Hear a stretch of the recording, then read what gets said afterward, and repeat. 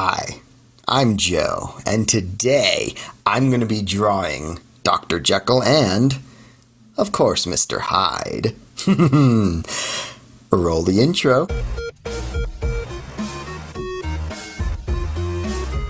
Today, the strange case of Dr. Jekyll and Mr. Hyde has become so well known that it's easy to forget that in its own time, the revelation of Jekyll's experiments was a shocking twist. It's easy to forget that the bulk of the story is that of Jekyll's friends, concerned at his disappearances and worried at new legal documents surfacing which he has prepared, leaving all of his worldly possessions to this young criminal terrorizing the populace. In his experiments, Jekyll sought to isolate the evil of his heart and so remove it. Yet all his endeavors brought forth the villainous Mr. Hyde while leaving Jekyll's soul unimproved.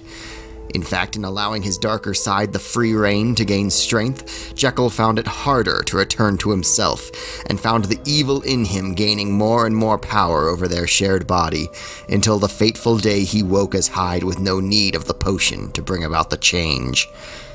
Written in an age when Christianity dominated the discourse on civic morality, Jekyll's attempts to purify himself in his own power and by his own standards can be interpreted as an act of hubris and possibly approaching vainglory. I had long since prepared my tincture.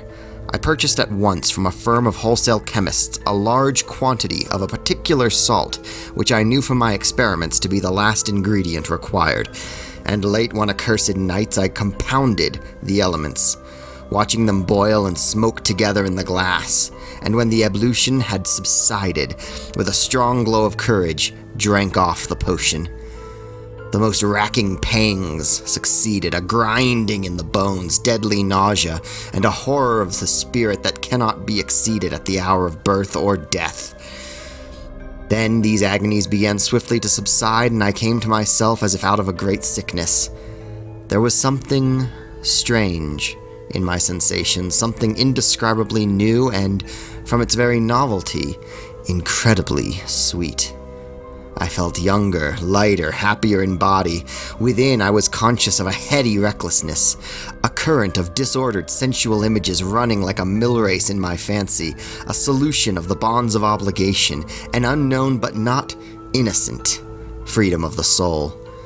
I knew myself at the first breath of this new life to be more wicked, tenfold more wicked, sold a slave to my original sin, and the thought, in that moment, braced and delighted me like wine.